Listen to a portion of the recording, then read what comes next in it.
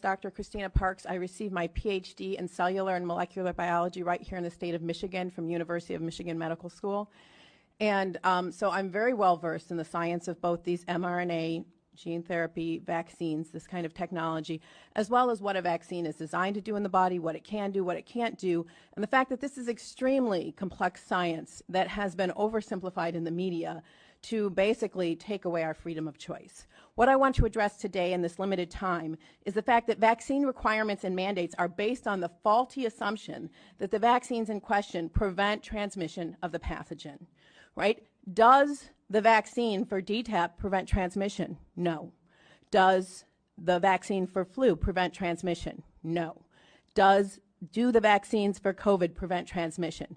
No. In fact, they were never designed to do that.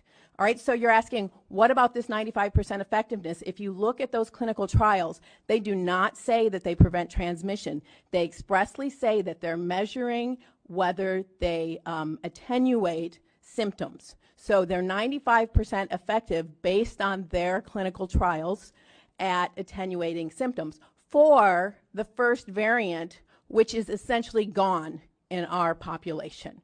Right now, the predominant variant is the Delta, and CDC Director Walensky basically said that these vaccines have no ability to prevent infection by and transmission of the Delta variant. So our policy needs not to be built on the hope of what we think something we want it to do, but what the data actually tell us. So do these viruses prevent, do the vaccines prevent the virus from infecting and replicating in the nose and nasopharynx? No. They've only been shown to prevent that replication in the lungs. They're different. The mucosa is very different than the lungs. It's very different than the blood. You inject it to the blood, you make antibodies in your blood. The virus isn't infecting your blood. It's infecting your mucosa, and you don't produce any IgA to neutralize it. In fact, recent studies have shown that the vaccinated, especially with the Delta variant, and the unvaccinated have similar amounts of virus in their nose and throat.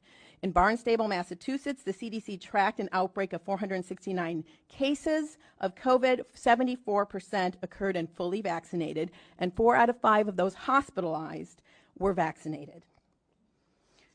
All right, so maybe they are mandating this because they just didn't know with the COVID. And so my main complaint is with our health agencies and the CDC, who basically know better and are misleading the public.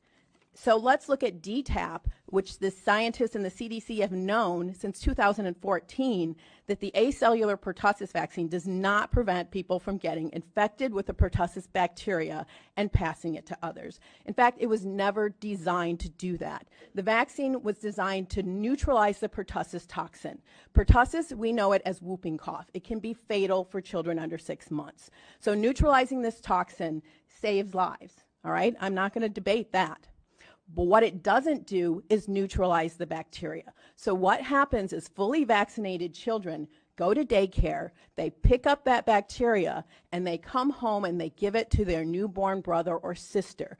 They get deathly ill, and they go to the hospital. Hopefully, our medical professionals are able to save them. But who do they blame?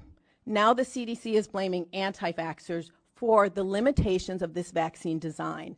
I suggest that they be transparent and tell parents that although it is preventing severe disease in their children, it is not preventing transmission, because we have created a whole class of asymptomatic pertussis carriers who are increasing the disease. Now, the old DTP vaccine that many of you who are my age or older got did prevent transmission.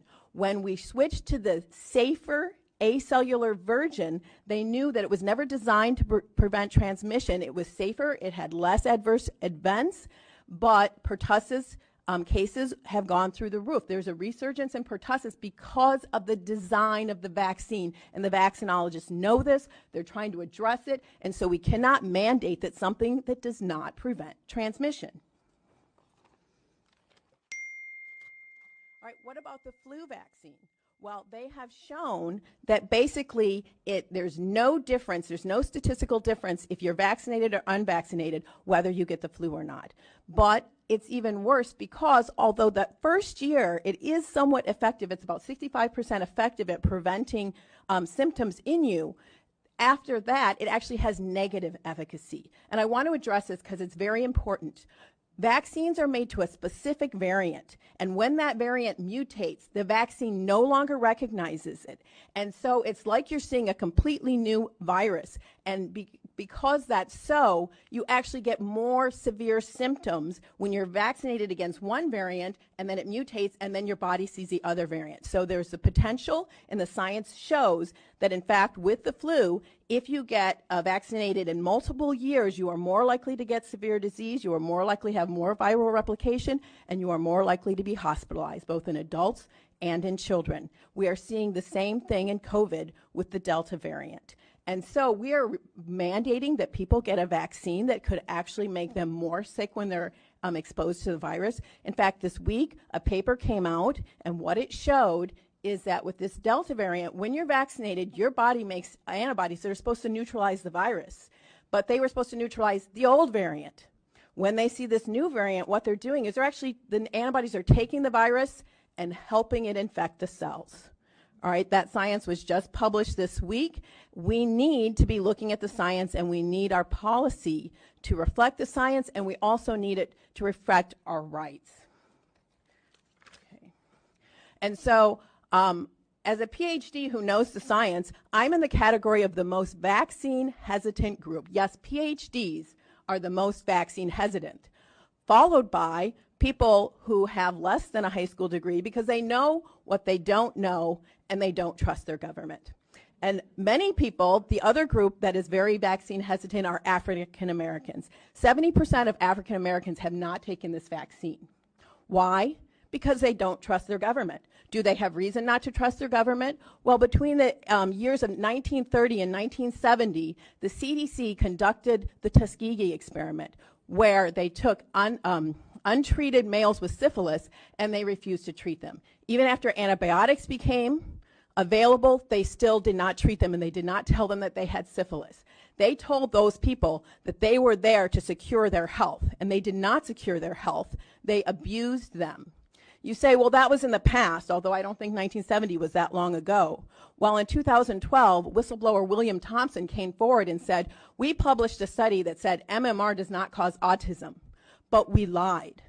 In fact, we shredded data that showed that when black boys are vaccinated on time, they have increased rates of autism diagnosis, and we shredded it and we left it out of the paper.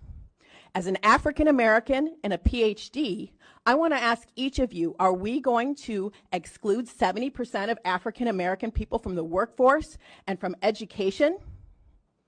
Right, my ancestors did not work this hard. I come from a family that worked very hard, and I'm very aware that my privileges are dependent on the work of my grandmother and my great-grandmother, and I have great respect for these people that put me where I am. And yet you're telling me that my son will not be able to be educated if, based on the history of African Americans in this country, that he doesn't want to be vaccinated? All right, so I will leave you with that question. Who are we going to exclude from the workforce? Are we going to continue with discrimination and segregation in the United States of America? Thank you.